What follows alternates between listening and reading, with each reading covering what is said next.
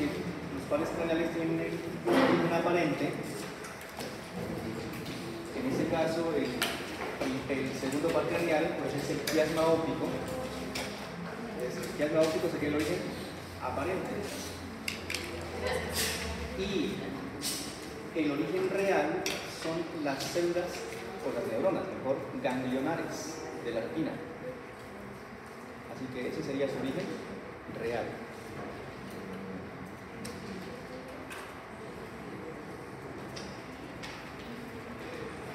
Como núcleos implicados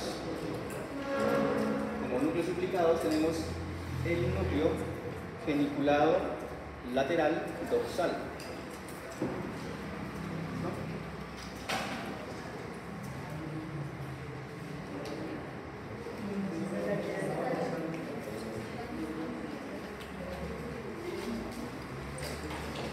Y como áreas implicadas tenemos a B1, B2, B3, B4 y B5. Y actualmente dicen que B6 y B7. Así que visual primaria, B3, 4, visual B3, B4, secundaria, y B5, B6 y B7, extra reticulares.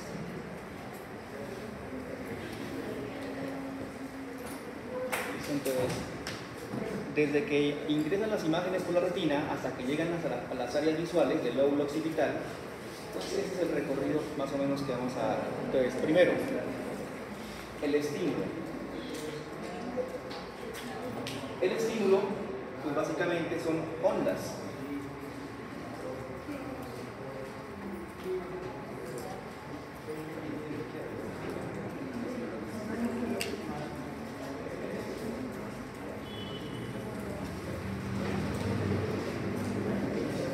Entonces, el estímulo de la luz.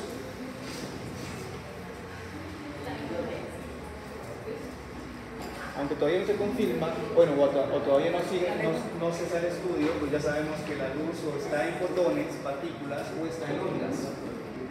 Entonces, en ese caso, para efectos de la clase, pues lo resolveremos en ondas.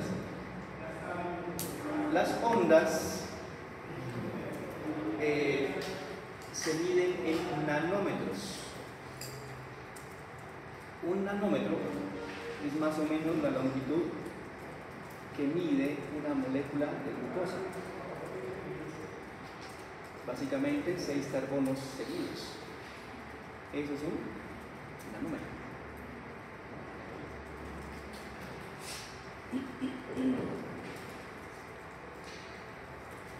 En el caso del espectro de luz, los ojos, mejor, la retina, con sus conos y sus bastones, solamente pueden discriminar una pequeña rendija de todo el espectro posible. ¿Sí? Técnicamente es infinito. Así que estos son los que puede ver el ojo humano, más o menos desde 400 hasta 700 nanómetros.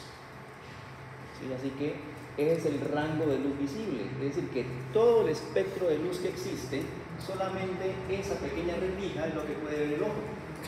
¿Sí? Y como pueden ver, tanto por encima como por debajo, el espectro sigue. Si hablamos por debajo de 400, que es el azul, por encima de 700, que ya es rojo o infrarrojo, pues tenemos otros espectros. Tenemos la luz ultravioleta, está por debajo de los 400. ¿Sí? Y si avanzamos un poco más, hay rayos X y peor aún, rayos gamma. El problema es que de 400 nanómetros y menos de 400, entre menos sean los nanómetros, se clasifica como luz o como daño directo al ADN y de forma progresiva. Por eso, ya sabemos que los rayos ultravioleta pues, son perjudiciales para las células, porque técnicamente su espectro de onda es tan mínimo que traspasa todos los átomos y llega a incluso a ser ionizante. Es decir, hay radiación ionizante y radiación no ionizante. Ionizante, que causa daño. no ionizante, pues que no causa daño, o el daño es mínimo, entre comillas, porque a largo plazo y exposición frecuente, la que uno cree que es no ionizante termina así haciendo algún tipo de daño, y ya están empezando a manifestarse algunas de ellas, ¿sí? Por ejemplo, dormir con el celular debajo de la almohada. ¿Sí? Recordemos que nuestras neuronas trabajan con milivoltios, y la radiación que causan unos audífonos inalámbricos es excesivamente alta, y que eso causa problemas del sueño. Ahora, si tenemos un celular debajo de la almohada, imagínense toda la radiación que recibimos. Aparte de eso, la radiación del televisor que está enfrente. Aparte de eso, las redes de Wi-Fi de todos los vecinos. Ahora imagínense cuánta radiación absorbemos día a día. Aparte de eso, el estrés. Y aparte de eso, trasnochar. Así que hay mucho todavía. Así que como hay tanta fuente, en realidad no se sabe exactamente qué es lo que lo causa, pero puede ser una combinación de todas, porque todas en últimas tienen algún tipo de radiación de ese tipo. ¿Sí? Entonces, rayos X, que sabemos que en la industria médica pues tenemos mucha utilidad de ellos.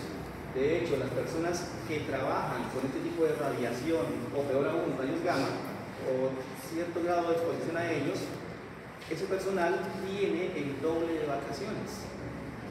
Ellos tienen básicamente un mes de vacaciones, 15 días en un semestre y 15 días en otro semestre. Entre comillas, ¿para qué? Para que se desintoxiquen. Pero el problema es que ellos trabajan en dos partes y técnicamente están recibiendo el cuádruple, porque ni siquiera descansan. Así que eso es un decir. Pero por salud ocupacional, pues la empresa se dice, no, yo lo mando de vacaciones, que él se ponga a trabajar es diferente, y se lava las manos. Pero igual sigue la exposición. Así que muchos operarios, ya sea técnicos o tecnólogos, pues están expuestos a ese tipo de radiación. Ustedes, cuando ya estén formulando y que ustedes escuchen en la sala placa, todo el mundo se sale y dan el embarazo y ya todo el mundo entra, pero igual queda residuo, porque el que lo opera, aunque tiene un chaleco de plomo, pero pues no es total. ¿Sí? Y también en las cámaras donde se toman esas tomografías y todo este tipo de radiación, pues también las paredes son de plomo. ¿Sí? Pero pues se espera que los que verifican que sí tengan grosor especial lo tengan. El problema es, ¿será que se paga para que no digan nada? Estamos en chipsomia, ¿no? Todo se legaliza. Entonces, tenemos por debajo de 400 tenemos aquí ultravioletas, rayos X y los más perjudiciales, rayos gamma. Por encima, infrarrojos. ¿Hay lentes infrarrojos? Sí. Pero podemos ver en infrarrojo, ni nos imaginamos como expertos. Que ya haya cámaras que lo detectan y luego lo pasan a un espectro entre rojo y azul, que nosotros sí podemos ver, es diferente, pero en infrarrojo nunca podemos tener la sensación de qué, de cómo se verá eso. Simplemente lo que vemos en esas imágenes térmicas es una traducción, pero a un color que nosotros sí podamos identificar, pero en realidad no sabemos qué es ver eso. ¿Sí? Algunas serpientes sí lo hacen y cazan de noche, sin luz, solamente por el calor, porque el infrarrojo lo emiten la radiación que produce el calor. ¿Sí? Así que ven simplemente una aura roja del calor corporal. ¿Sí? Por eso los reptiles, al ser de sangre entre comillas fría, es decir, en realidad su metabolismo es tan bajo que su temperatura técnicamente es la del ambiente. ¿Sí? Así que ellos se pueden comunicar muy bien, así un mamífero tuviera visión de infrarrojo para poder ver a la serpiente, pero no la puede ver, porque se confunde con el entorno. ¿Sí? Así que toman la temperatura del ambiente, como todo anfibio. Después de eso siguen las microondas. Nuestros celulares emiten microondas. ¿Sí? Y ahora que se viene el 5G y 6G, ¿cómo hay que hacer eso? Pero solamente lo sabremos 30, 40 años después. Así que si eso produce algún cáncer o algún tipo de alteración, lo sabremos dentro de 40 años. Y eso que en Colombia todavía no llega. Si apenas creo que están haciendo la licitación, o apenas se asignó la licitación para que lo hagan, en fin. ¿Sí? Y luego sí tenemos el resto de ondas. ¿Sí? Frecuencia modulada, amplitud modulada, que son ¿qué? Ondas de radio. Que esas estamos expuestos hace más de 100 años. ¿Listo? Y las ondas largas, pues que ya son casi que tan enormes como el tamaño de edificios, que ni siquiera nos damos cuenta que existen y difícilmente se captan. ¿Sí? Pero instrumentos de la NASA pues sí lo hacen. Entonces, ¿qué es lo que ven nuestros ojos? Solamente esta pequeña bandita. Así que estamos viendo lo que existe a nuestro alrededor por una bandita. ¿Qué hay más allá? Pues imagínense. Y aparte de eso, pues que la supuesta nada parece que tampoco existe. Así que, pues no, ya. Ahora, en cuanto a la forma del ojo o la forma de sus lentes, hay algunos problemas de refracción. Y si son de refracción, pues con lentes se puede, entre comillas, solucionar el problema. Miren que la luz todavía apenas estamos viendo la luz y cómo entra a la retina para poder de ahí, ahora sí, escoger la vía. ¿Qué vía sigue? Así que algunos problemas que se presentan antes de que la luz llegue a la retina o son los problemas de refracción, y entre ellos incluyen ¿quién? Los dos, el lente y la córnea. ¿Sí? A veces hay queratocono en donde la córnea parece un cono, un marcador, en donde técnicamente pues es un cono acá y eso refracta la luz y ya no se puede enfocar en dónde va o a dónde debe ir. El lente también juega un papel importante y de acuerdo a eso, la visión cercana o la visión lejana pues tiene que impactar en un punto, ¿sí? Una mácula. Y si lo hace antes o lo hace después, o ambas están desenfocadas, pues ocasiona alguno de estos problemas. Pues,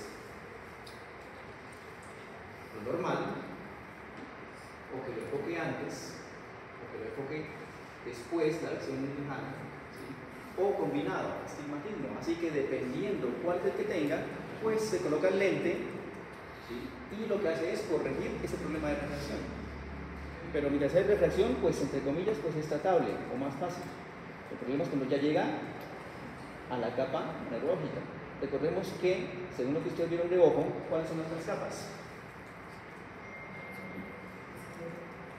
Una membranosa, sí, fibrosa, sí, la vascular y la retina. Sí, que esta es la que la puede centrar en quizá la visión macular. Recordemos que este es el punto en donde existe una concentración de conos. Recordemos que los conos son para la visión en colores y los bastones para blanco y negro. ¿Sí? Es decir, ausencia o presencia de luz. ¿Listo? Ahora, como aquí hay una concentración de conos, digamos que aquí en ese milímetro, porque es nada más de 1 milímetro, esa es la que más va a representar un gasto neural. ¿Sí? Es decir, que así como el área motora el área motora iniciativa le invertía más millones de neuronas a la mano y a la cara, asimismo, las áreas visuales, nada más en ese milímetro, técnicamente ocupa un poco más de la mitad de la capacidad neural del lóbulo occipital. Que es enorme. Nosotros somos organismos, ya no ni siquiera somos olfatorios, sino que somos visuales. Hemos sacrificado un sentido por otro y le invertimos técnicamente un lóbulo para cada dividido, como tenemos el cruce que hacen los visuales. Ahora, recordemos estas dos partes. ¿Cuáles son?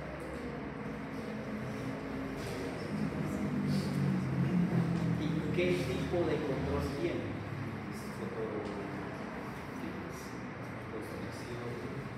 ¿Qué es esto? ¿Y qué es esto? Músculo liso. Músculo liso. Y por consiguiente, el músculo liso, ¿quién lo controla? el sistema nervioso autónomo. ¿Sí? Entonces, acá tenemos dos grupos de músculos en el iris. ¿Cuáles son? ¿Los cuáles? Hay dos tipos de fibras, ¿no? Las que van radiales y las que van circulares. Así que hay uno para dilatar y otro para contraer. Es decir, la miosis y la miriasis. Y dependiendo qué tipo de nervio le llegue, pues realiza su control. ¿Y el otro cuál es? El cuerpo ciliar.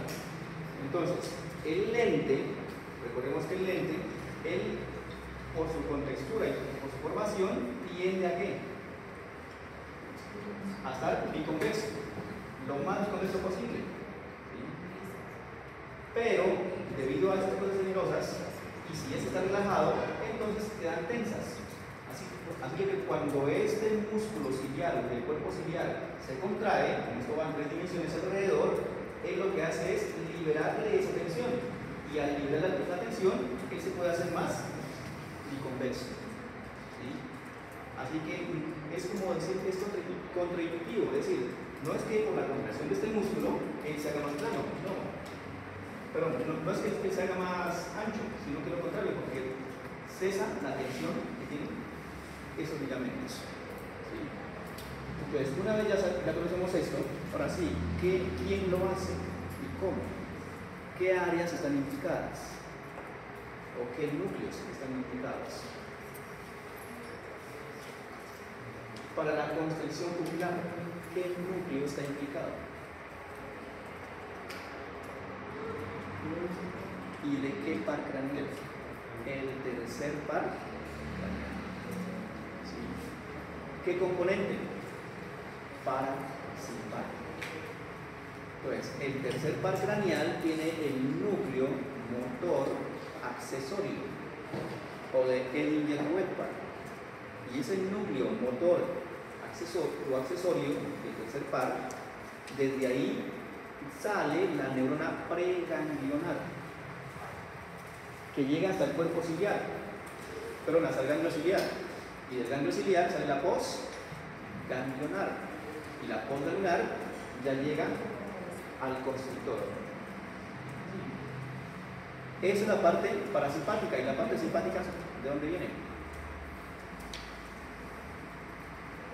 ¿De dónde viene la parte simpática? En la médula espinal, ¿qué parte es vegetativa? El asta lateral. Así que de T1, T2 o T3 salen las preganglionares. ¿Sí? Llegan hasta el ganglio cervical superior. Hasta ahí llega la preganglionar. Y la postganglionar sale del ganglio cervical superior. ¿Y para dónde va? ¿Y para dónde va? ¿Y por qué vía? Vía flexo carotidio interno. Por el flexo carotidio, ahora llega a las fibras radiales. Lo que hace es dilatar. Así que el parasimpático hace miosis y el simpático hace miriasis. ¿Listo? Nexo carotidio interno. Ahora vamos a ver las manos para que se hagan la idea de lo que significa eso. El hecho es que tengan en cuenta que el control de esto es autónomo. Aunque no corresponde al nervio óptico, sino al 346,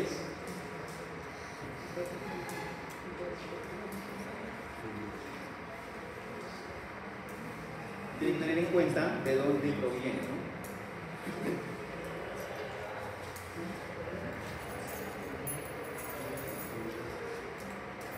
Entonces ya vimos que la luz, por dónde circula, por dónde ingresa, qué barreras entre comillas hay que lo ayudan a refractar, la córnea, el lente y un diafragma que lo regula, el iris. Ahora sí, la luz llegó ¿a dónde? A la retina. En la retina tiene 10 capas. Las más importantes, que son 3.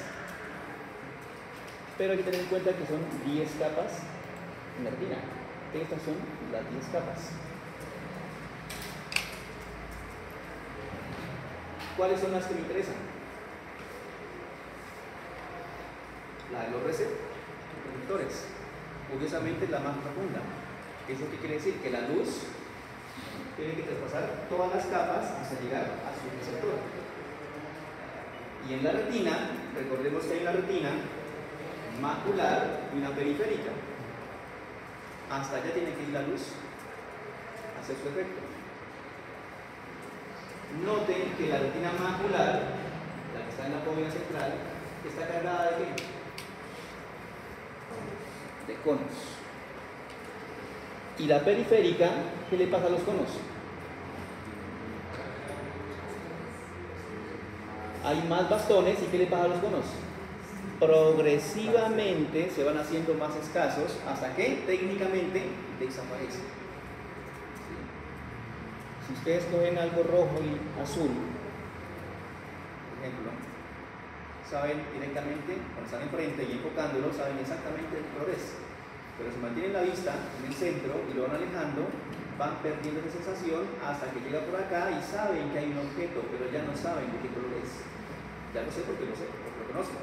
Pero si hiciéramos la prueba de cambiarme el color y decirle, dígame cuál es este, uno difícilmente puede establecerlo, porque ya los conos se han terminado y en la visión más periférica ya no podemos determinar qué color es. Y bien debido a eso. Entonces ya identificamos es claros y oscuros y una gama de grises intermedios, pero ya no podemos definir exactamente qué color es. Así que hay diferencias entre la retina ¿qué? Macular y la periférica. Ahora, la segunda capa son las células bipolares. La otra capa, dijimos que de todas las 10 me interesaban 3. Primero la de receptores, la más profunda, bueno, una de las más profundas, ¿sí? Antes de la pigmentaria. Luego la de bipolares y de donde se origina el nervio óptico. ¿Cuál es? ¿Qué dijimos? ¿Cuál es el origen real? Las células ganglionares, ¿sí? La más superficial. Entonces,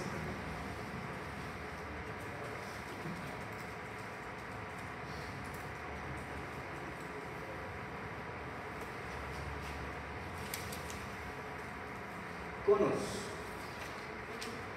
en cada ojo hay en promedio 7 millones distribuidos en 1 milímetro principalmente. El 70% quedan en ese milímetro, en la fóvea central, la mácula. Bastones en promedio 130 millones. Ahora, ¿cómo entregan la información a la capa bipolar? Entonces, miren cómo está. Un cono, una bipolar. Un cono, una bipolar. Un cono, una bipolar. Y por si acaso a un cono se le escapó algún píxel, lo rellena con una célula horizontal que comparte más o menos la información de alrededor de 20 alrededor. Para que si a alguien se le escapó un píxel o detallarlo, pues la otra se lo rellena y dice, no, como aquí era rojo, aquí era un poquito más rojo, un poquito más oscuro, pues aquí colocamos un intermedio y tapa el, entre comillas, el hueco. ¿Sí? Por eso cuando uno está viendo algo mimetizado, a veces lo ve, pero no es consciente de ello. Uno se le tiene un lápiz amarillo y se le cayó en una sábana amarilla y uno lo busca y ahí estaba y no hasta que algo ya lo hace visible. ¿Sí? Porque esas horizontales tapan ese hueco. Ahora, de la bipolar tienen que un cono, una bipolar, una ganglionar. Así que técnicamente esa información casi no se pierde. Acá hay unas otras amacrinas que también tapan otro hueco. Por eso aquí hay una red, acá red. ¿Y una red cómo se llama? El neuro.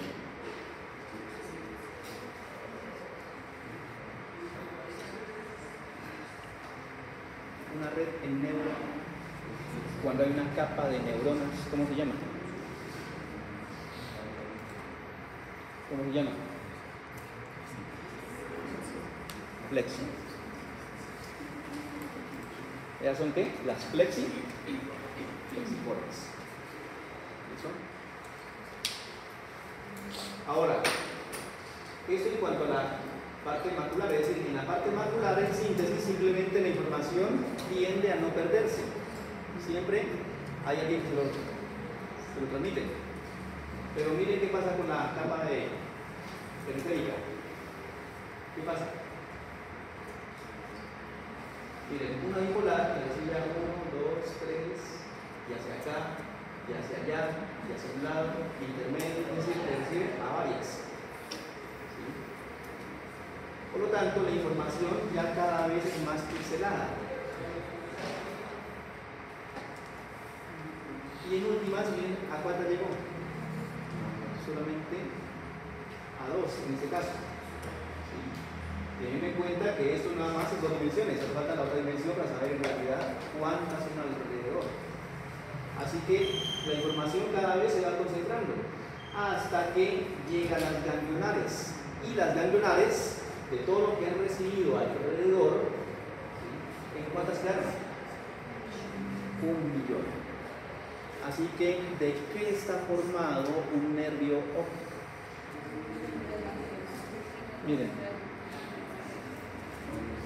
1 millón de axones de células ganglionares. Así que en eso se reduce un nervio óptico. Así que ustedes cada vez que arrancan el nervio óptico, acaban de arrancar 1 millón de axones. ¿Sí? ¿Entendido? Entonces, ¿cuál es el origen real del segundo par craneal? Las células ganglionares de la retina. De hecho, se dice que el ojo no es más que una extensión del sistema nervioso, porque técnicamente son neuronas conectadas a un receptor. Esto es básicamente un mini sistema nervioso.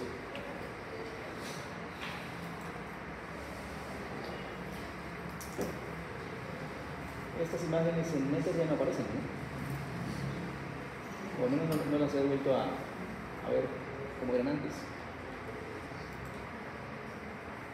Ahora sí, ya tenemos la información concentrada en 1 millón. Vías. Ahí está el resumen de la clase. Ahora sí, ¿qué vías se resumen a partir de las células ganglionares, es decir, hasta que llegan a sus áreas? Entonces, tenemos un sistema reciente, neo, y el sistema antiguo.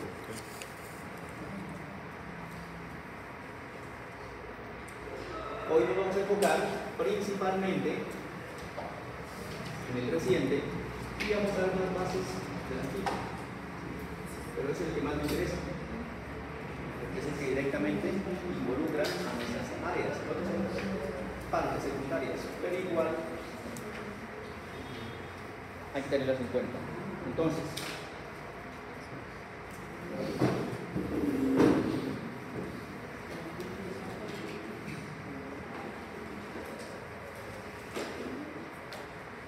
la idea es llegar a dónde? La parte reciente. Recordemos que los nervios ópticos, desde las células ganglionares, ahora van entrando. Y lo primero que llegan es ¿a dónde? A su origen aparente. A un quiasma.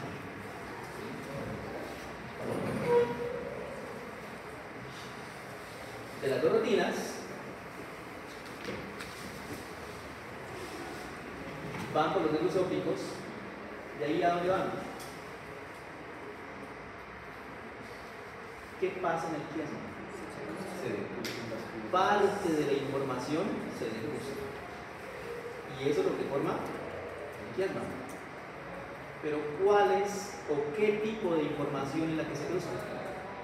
La que proviene de las retinas nasales.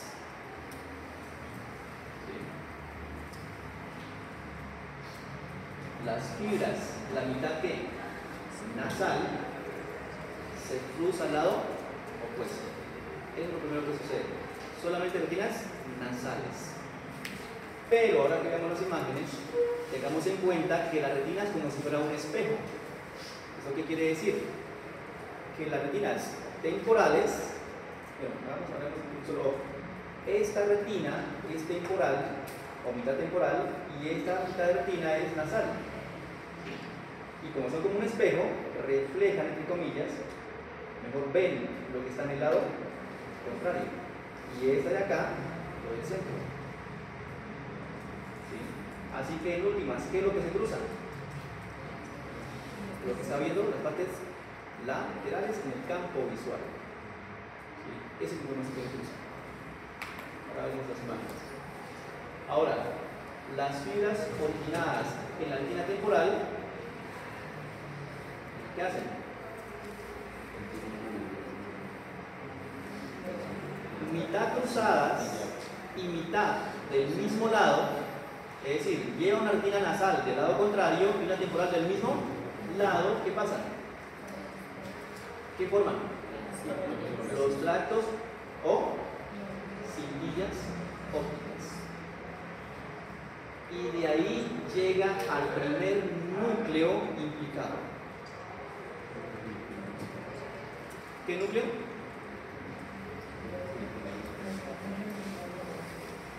Núcleo geniculado lateral.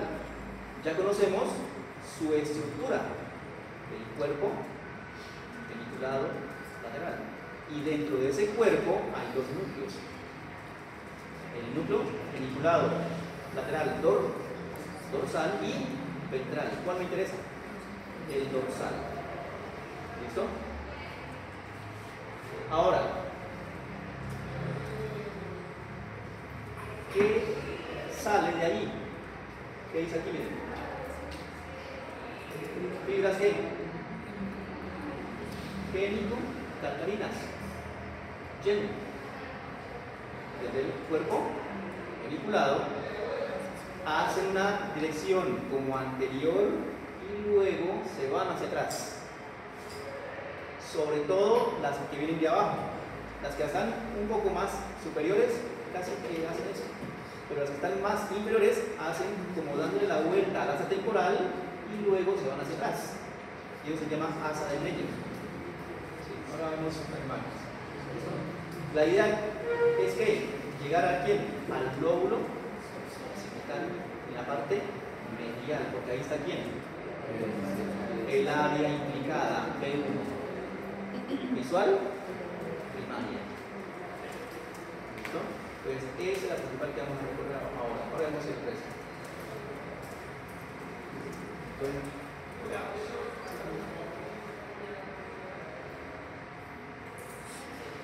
Entonces, acá están los campos visuales, es decir, lo que está enfrente, lo que vemos. Y acá las dos retinas, derecha e izquierda, y cada una divide en qué? Una mitad nasal y otra temporal. Ahora, ¿qué sucedió con la nasal? Se usa y forma el miasma. Teniendo en cuenta algo, y es que la visión central, es decir, la que venía de aquí, una parte se va por el mismo lado y otra parte se va por el lado contrario. Es decir, que esto aplica, pero para las más periféricas. En la macular, es decir, en el centro, pasa por ambos lados. En realidad. ¿Listo? Es importante tenerlo en cuenta a la hora de ver las lesiones. ¿Listo? Tengan en cuenta eso nada más. Tengan en cuenta el apunte. que la visión macular, la del centro, una parte de él va al lado contrario y otra parte por el mismo lado. ¿Eso qué implica? Que una lesión puede ser que en algún punto de la lesión puede ser que conserve la visión que ¿listo? Ahora, ¿qué sucedió aquí? ¿Qué lleva? Pregunta de parcial, ¿no? ¿Qué lleva la cintilla o tracto óptico derecho? Exacto. Estoy diciendo derecho. Entonces, ¿qué lleva? Información de la retina temporal derecha y nasal izquierda. Pues vamos a la pregunta. ¿Qué lleva el tracto óptico derecho? Pues la temporal ¿qué? Derecha más la nasal izquierda. ¿Qué sucede en el quiasma? Se decusan la información que traen quienes de la que viene de la retina nasal. Pero ¿qué se encarga de ver?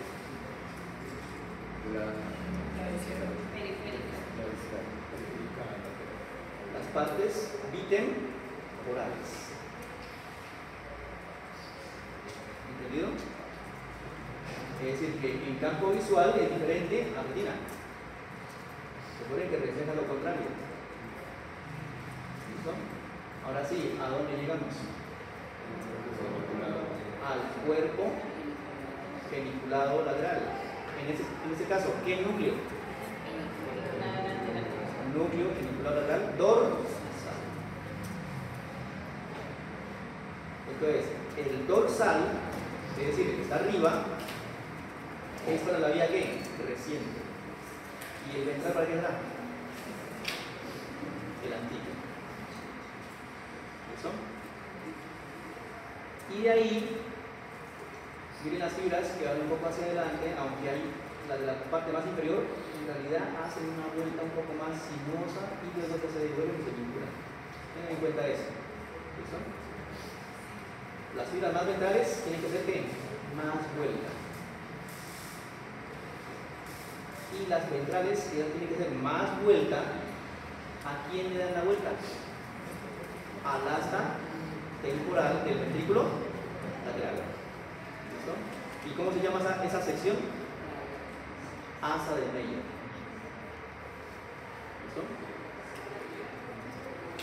Que luego cuando ya van hacia atrás, tanto el asa de Meyer como la dorsal, ahí ya llamamos radiación óptica.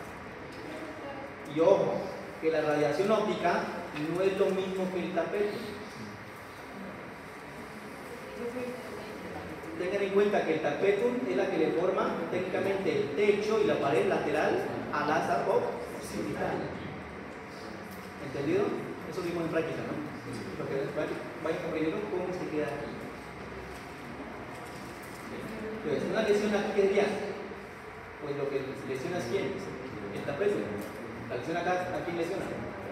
A la radiación. Y más afuera, a la corona radiada. Entonces hay tres secciones totalmente diferentes a nivel estructural. ¿Listo? Y esa es la vía que llega a ¿dónde? A la cisura calcarina, tanto por arriba como por debajo. Pero noten algo. Miren acá. Miren los colores. Ahora sí, concentrémonos en los colores. Miren la parte macular. Y miren en el cuerpo geniculado en dónde están. En la región apical. Es decir, aquí, arriba. ¿Sí? Pues aquí arriba. Porque acá es quién? Región medial y acá región lateral del mismo núcleo.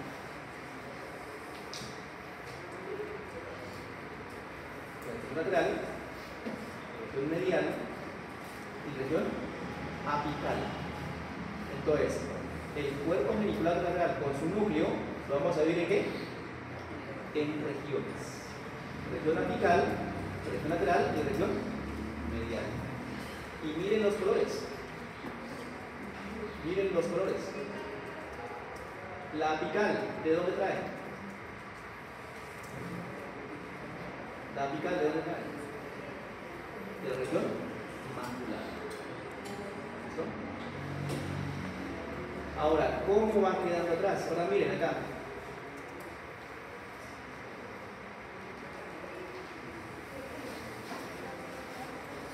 Esta apical de aquí, o esta apical de acá, ahora miren cómo se gira y queda ubicada acá.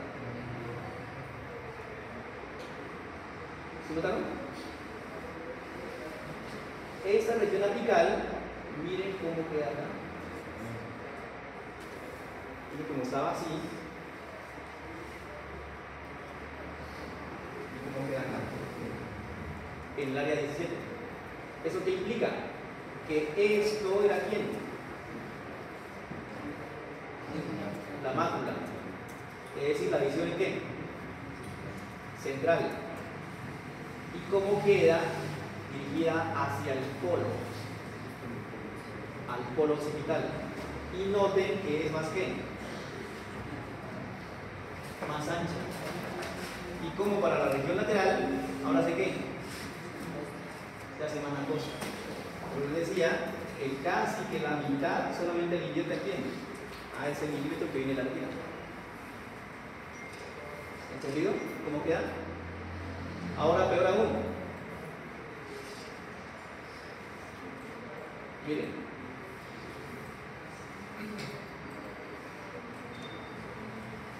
Miren este color de aquí y este de acá. Y miren cómo quedan los colores acá. Pero miremos de dónde proviene esa información. ¿Eso qué implica? Que una lesión en el área 17, pero dirigida hacia la parte del polo, ¿qué va a dañar? Es decir, la visión tubular del centro. Así que técnicamente no podrías enfocar nada, colocar tus puños aquí y eso es lo que no podías ver, pero podías ver alrededor. ¿Sí? Entonces, si se lesiona en ambos lados, entonces perdería la visión tubular. ¿Listo?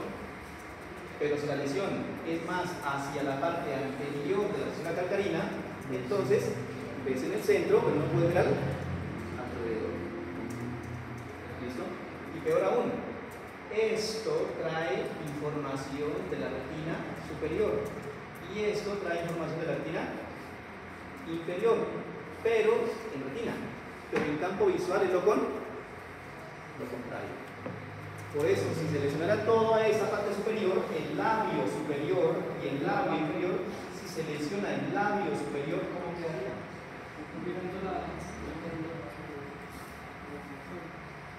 Una cuadrantanopsia inferior. ¿Entendido?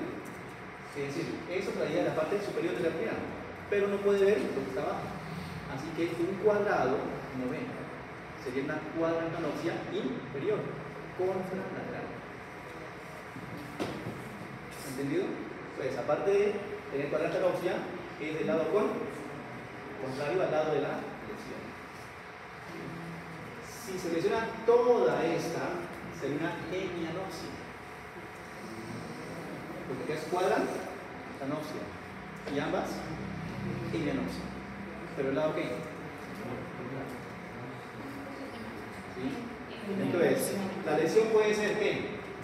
La visión tubular, la visión periférica, una cuadrantanopsia inferior, una cuadrantanopsia superior o una hemianopsia. Pero sería ¿sí?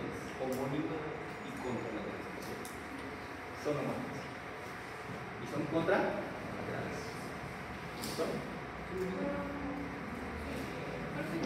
Ahora, bueno, la pregunta. Es que miro la distribución de los colores y la cesura calcarina que son diferentes del lado izquierdo y del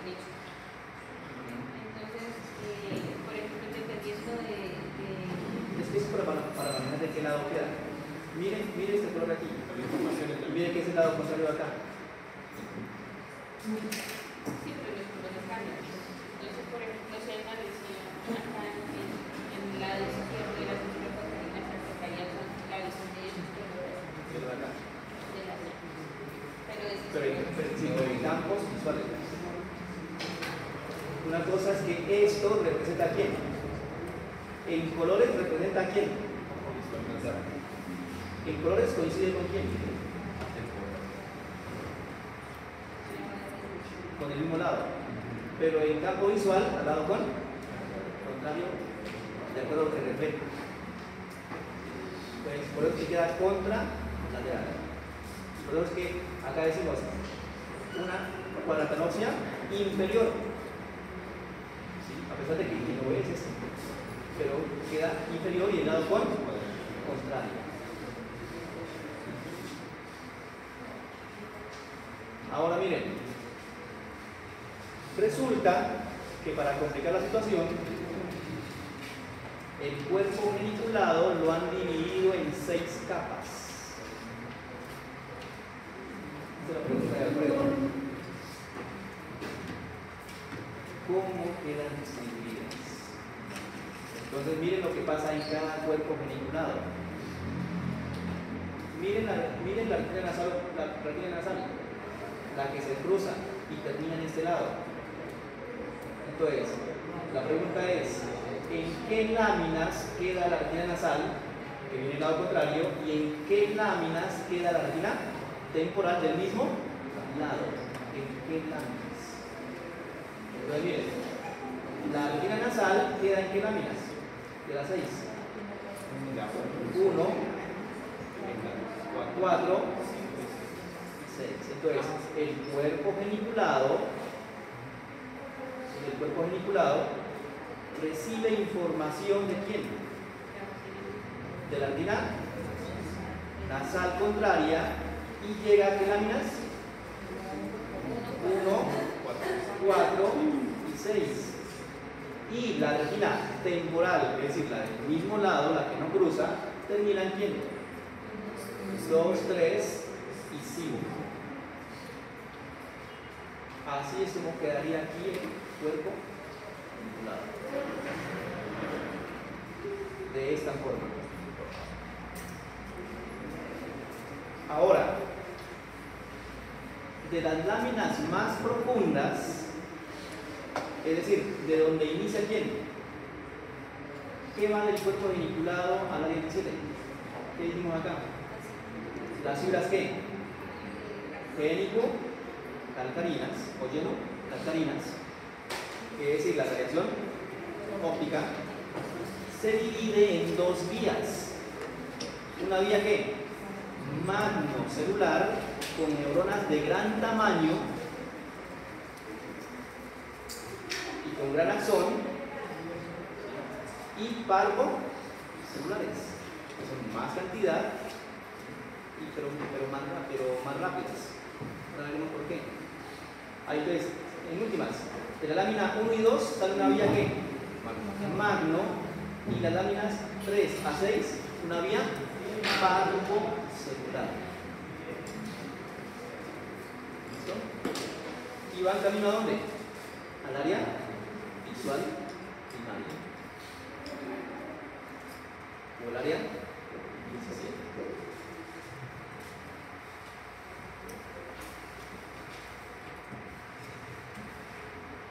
Miren cómo va.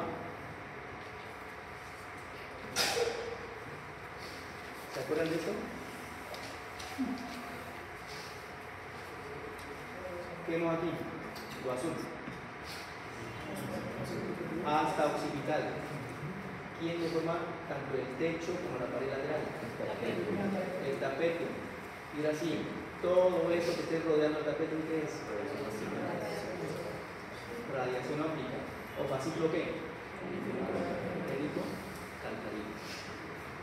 Así que, dependiendo del corte como vaya, si vaya coronal, como en este caso, u horizontal, ¿se acuerdan que cambiaba de color? Por la disposición de las fibras. Pero que, ¿cómo no confundíamos? pues simplemente lo que esté formando directamente en la pared está perfecto. No importa qué color ponga. ¿Entendido? Entonces recuerden, el fascículo miren cómo está distribuido. Entonces vamos a dividir una parte ¿qué? Dorsal y una parte ventral.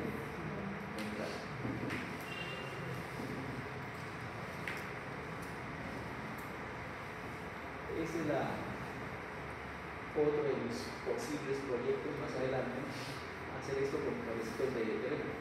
Pero hacerlo así para ya ver exactamente por dónde se coge, en un macro occipital, para ver desde el campo visual, y de hecho pensaba hacerlo incluso hasta con fibra óptica para ver qué es lo que se pone por ahí, de dónde es que lo refleja. Pero pues tampoco, si es que antes no me he hecho acá. Entonces miren cómo iría la información, miren cómo va en el quiasma, miren cómo va en la cepilla, en el tracto, miren cómo ya se va organizando en quién, en la lámina de quién, del cuerpo vinculado. Y miren cómo algunas fibras pasan por encima del asta y entonces tienen que hacer una vuelta más. ¿A quién? Al asta temporal. Ahora sí, cuando llegan, ¿a dónde llegan? A la corteza del área 17. Y en la corteza del área 17 tiene 6 capas.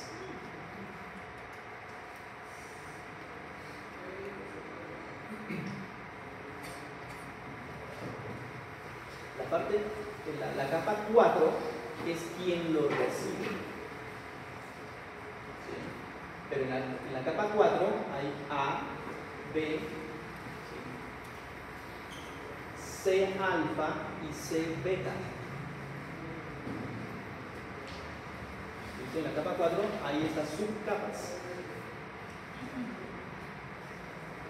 Ahora sí, la vía magnocelular. Recuerden que acá habíamos dejado en ese stand-by, ¿no? ¿Una vía qué? Magno y una vía parvocelular. Ahora sí, ¿eso qué implica? Esto. ¿Quién, primero que todo, quién lo recibe? La vía magnocelular, ¿quién la recibe? La capa 4, como ambas, pero C alfa. Y la vía magna. Una vez lo recibe, ya lo envía a las demás capas para ser procesado.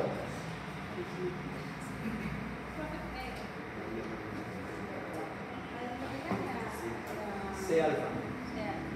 La vía magnocelular llega a la capa C alfa. Y miren la diferencia.